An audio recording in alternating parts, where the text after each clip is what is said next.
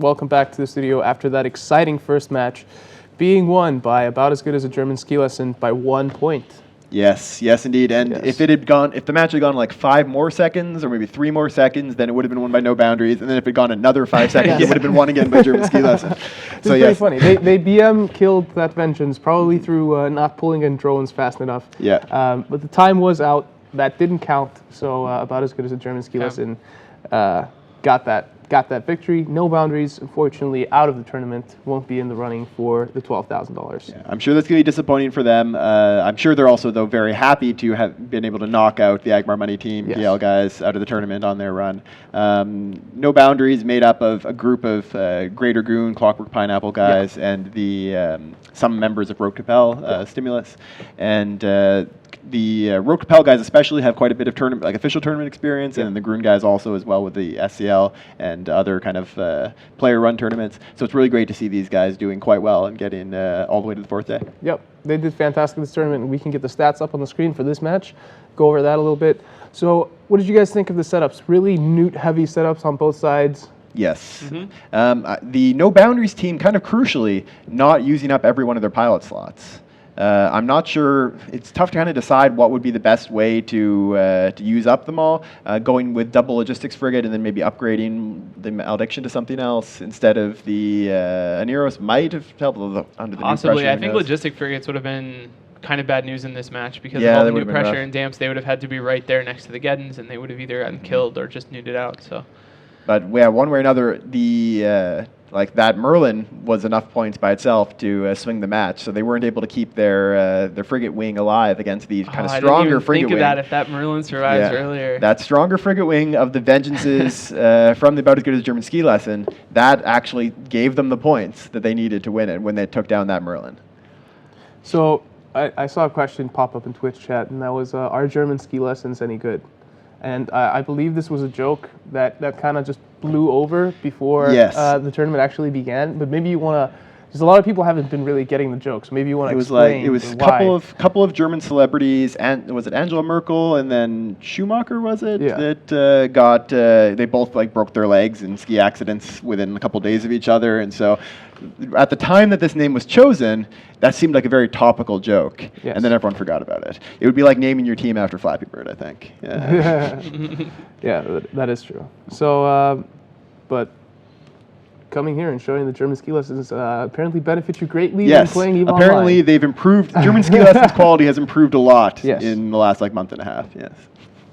But yeah, that was definitely a really, really great match. We have another match coming up in just a few seconds, and that match is going to be Raging Homo Sapiens against the Cena Thomas team. The defending champions trying to stay alive in this tournament. Wow, it's going to be a tough match. Yeah. Raging Homo Sapiens have been showing some really strong performances so far, and Cena Thomas, of course, good because they won last year, and they've shown really good stuff. They did lose a match, of course, but that was a weird setup, though. They brought Vagabonds. I feel like that was a bit of a testing the waters kind of thing. Maybe they underestimated WeHeard a little bit in the match, but I wouldn't be surprised if they underestimated WeHeard. Yeah. That really felt like a setup that you kind of feel can beat a lot of different things. I mean, the speed of the Vagabonds helps a lot, and they tank actually okay. Just obviously not good enough to face the Rapid Light Missile Launchers and the Paladin or the Marauder at the same time. The team, it seems like the kind of thing you intentionally bring out in early matches because you feel it's flexible, but not good enough that you want to save until later. Yeah. And that not surprising that they would have underestimated WeHeard being kind of an unknown coming in. And then, of course, yesterday, Cena Thomas took out 8 casts with, I think a really cool setup for kind of the mission at hand, taking down those Navy Ravens using a Rook yesterday. So it'll be interesting to see if they decide to do that. Yeah.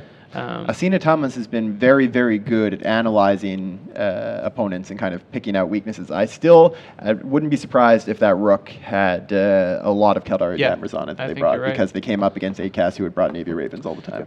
Be interesting to see what they do against Raging Homo Sapiens, who yesterday brought this Vexor setup, kind of something we saw a lot of yesterday, but 3 Vexors along with looks like an EOS.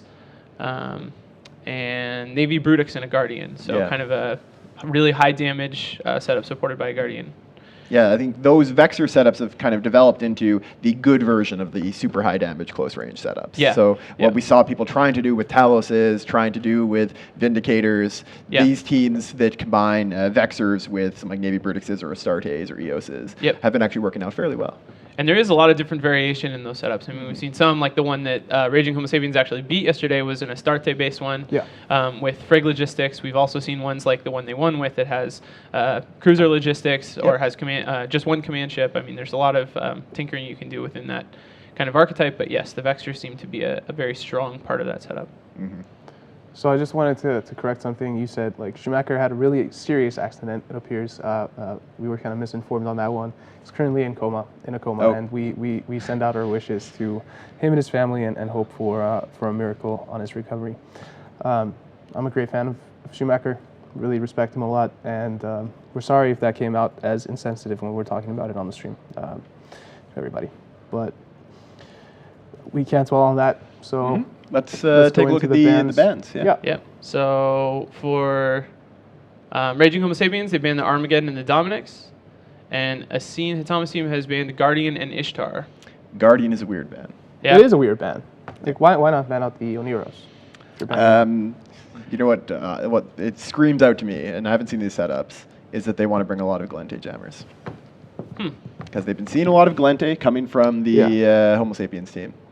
And if you, and they've all been pretty much all armor, so just banning out the Guardian would be a way to kind of push them into a Glente Logistics and an Eros. And then you bring a Rook with mostly Glente jammers and hope that swings the match for you. That is pretty interesting. I mean, of course, Raging Homo Sapiens did bring a Guardian yesterday, but they only did it because the Oneros was banned. Yeah. So, yeah, that is interesting. I wonder if Homo Sapiens will pick up on that and react, maybe? Realize that and adjust and bring a Slipner setup or It's something. also possible that there's another reason. It may be that they, just because they saw the Guardian, but that kind of... That seems a little too straightforward, especially because the reason for it being there is so obvious. Yeah. Could this be like a next level strategy? Like we'll ban out the Guardian, thinking that making them think that they want that we want them to bring in Oneros, and then pushing them into a and then they'll think, and then we'll bring which we just know they're worse at. Yeah. Who knows? Maybe this is like 4 steps ahead of everyone. Yeah. I mean, if you can convince another team that you're going to bring something very different, then it's very, very powerful. I've seen matches where one team is completely convinced the other team is going to be bringing heavy ECM, and they like bring double ECCM on everything, or bring ECCM plus Disillusion Amplifier, Tech 3s all the time, and it just gets destroyed by something that's kitey, for instance. Yeah. So there's a lot of kind of mind games you can play, and this is going to be the stage of the tournament where we start to see this happen more and more, and it'll be even bigger next weekend. I was really excited to see what they had. I was going to cheat, but it doesn't look like they're here yet. Not on the field yet. They're not on the field. There is a couple minute delay on the next match, and in that time, I'm going to go to that NEO2 hashtag on Twitter. Tweet us your questions and comments and anything else, and if we like it, we might just read it out on air. I'm just going to read out a few of these here. Suleiman Shua says, good start for hashtag NEO2 today, and then he quotes Duckslayer saying, I just chewed on a straw I randomly found in my room. So we'll hope that straw wasn't dirty. But that was a good start for the day, indeed. So Bob Mon tweets, beer, check, NEO2, check, betting on EveBet, check, time to have some fun.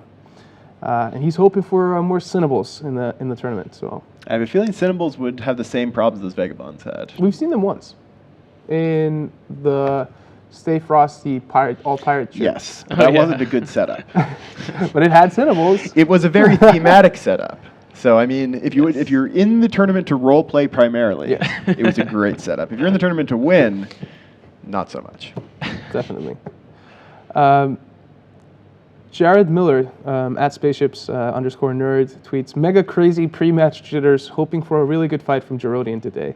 So the Rep Cartel are obviously getting prepared and kind of getting the jitters right now. I'm looking forward to that match. The Rep Cartel has been very public with the fact that they apparently bet all of their tournament fund for buying ships on Rampage in the Rampage thingy match on EveBet, and then lost it all. So they may just be showing up in Rifters. Who knows? That would be pretty funny. Hopefully they show up with something better, because I've got a bit of an internal bet with CSP Vesna Prishna, who's commentating on the Russian stream. He bet that Girodian would beat Rep Cartel, and I bet the Rep Cartel would beat Girodian. So whichever one of us loses is going to have to publicly admit our shame on air right afterwards. Maybe you'll get lucky and they had already bought the ships for today. Hopefully. And they'll just be in trouble after they win today. Well, maybe.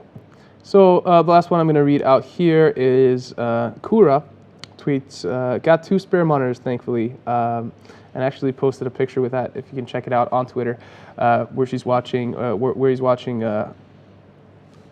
soccer or football or whatever you want to call it, 2 games of that and the Neo in the center. So that's nice. multitasking. That's a good position for the Neo as well. Yes, of course. You'll always be in the center. And if you're in doubt what to watch, Neo is the obvious choice under any circumstance. Of course. Unless you have like the chance of being present at your birth, at the birth of your baby, or watching the Neo. Well, yeah, you can do both at the same time. Yeah, you can have it on your phone. It's completely acceptable to be have watching 2 the hands. Neo on like an iPad or your phone. So you hold your phone and then just tell your significant other that you're actually taking a video for later, and just don't. Just be watching the Neo. Yeah, that's actually pretty good. So remember the NEO2 hashtag on Twitter if you want to tweet us your questions and comments about matches, setups, or anything else that you have are thinking about the Neo. But still no ships to the match. No ships? I don't think so. There's unless still a delay. They moved arenas or something. No, I don't think they moved arenas. They would have told us. Yeah, they would let us know. I think this is not too uncommon that we have something like small going wrong. Maybe a team had somebody lose connection or something. We're always trying to make sure that we accommodate the teams as much as possible. We have our referee team back in the other room that are working with all of the teams to make sure that they get the right setups onto the field, that they get all their pilots on, and we want to make sure that it's the best match as possible. So I just got a message in my ear saying, we're fixing a bunch of problems. We should be ready in a couple of minutes. So they're working tirelessly in the back to making sure everything runs smoothly, and we thank them for that. They're doing an amazing job. But because we have spare time, we maybe want to go over a little bit about the UI that we have. Maybe talk about the bars. Some of you might not have watched Eve tournaments before and are wondering, what are those bars about? Yep. I think one thing that's important to note, we shouldn't put the bars up from the current match because that'll give away what's going on. We shouldn't put that on the screen in case. But I'll talk a little bit about the bars. Talk about them. Yes. So the UI you see at the bottom of your screen, it shows one side for each of the teams. It's been developed by our own CSP Veritas. Yeah. And it actually has 3 separate bars to analyze the capabilities of each team and give you some general ideas of what type of team it is. There'll be a bar for defense, which is combining their effective hit points with their amount of rep, so their ability to heal themselves and their team. There's the attack bar, which represents their damage, and that bar will fill up the more damage they're applying. So when you see a bar that's really big but not very full, that means they have a lot of potential damage, but they aren't dealing it yet. Maybe they're a blaster team that's not on top of their enemy. And we almost never see that fill all the way up. It's very rare for it to fill all the way up. It's really hard to apply all of your damage. Yeah. And then the last bar is the control bar, which we saw very, very large control bars in the last match. Control represents anything that really disrupts the other team's ability to do what they want to do. So stasis webfires, which slow down the other ships. Neutralizers, which we saw a ton of in the last match, that remove the capacitor that they use to run their modules. Sensor dampeners, which decrease their lock range. ECM modules, which break their locks entirely. Target painters, tracking disruptors. All of these kind of modules all get lumped together into that category.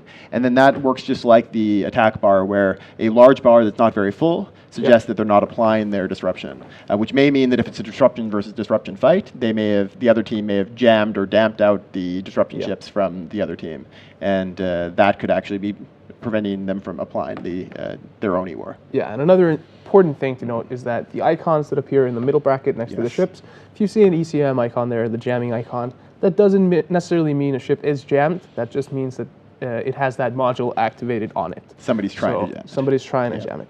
And also, a cool thing that you can see, let's say a pilot burns out his top rack, runs out of ammo, is on reload or something, then you can actually see a shift in the damage bar. So if there's one ship left and he's on reload, just reloading missiles or whatever, you can see the attack bar drop to 0. That way you know he's on reload. So if we have a really tight match, it's a one, like we had the other day, where the golem went on reload with the last volley to win the match.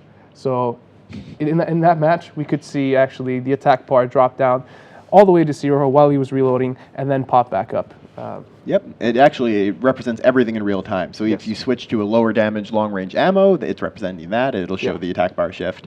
If you overheat your modules, it actually shows that too. So if you see one ship left and suddenly the defense bar gets bigger, it may be that they've overheated their hardeners and their repper, and they're trying to go for that last ditch effort. So you can actually see a lot of what's going on live. Let's switch topics. Oh! Well, this is interesting. Something new. So which team's the red team here? The red team is Homo sapiens. Okay, all right. So Raging Homo sapiens has brought Stratiosis. Interesting. So I have actually a thing about that. Let's hear it. The delay that was before this match is because there was an incorrect points value attributed to a ship, which was the Stratios. So they need to sort that out. And it's apparently your fault. Oops, my bad. But that's all sorted right now. We have the ships on field, and we have Stratioses. Yes. Ooh. So maybe we don't have a lot of time. Maybe we have a minute. Why don't you talk me real quick through why they might be good in the tournament? All right, well, Rise, you kind of developed the ships. Why don't you talk a bit about it? I mean, they have a couple things that are really good in the tournament. They're drone focused, which is good. We've seen from pretty much everything. It just means they have really high overall damage potential. The other big thing is they have a lot of mid slots. They're 555, which is the same as an Ishtar. Yeah. So that's really good. They also have an armor resist bonus, which depending on how your team is set up can be very powerful. I mean, that means that your logistics are just a lot more efficient. And in this case, looks like they've brought an Oneros, so that just means that those make really good targets for those reps. Yeah. That's a lot of damage, though, from the other team. Yeah, this will be an interesting match for sure. It will be, and I can't wait to get to it. No rook. The match is ready. Let's do it. Predictions. I'm going to go with Homo sapiens in this one. I'm going to go with Asina Thomas. I'm going to agree with CSB Fozzie again and go with Asina Thomas team. Let's see how it goes.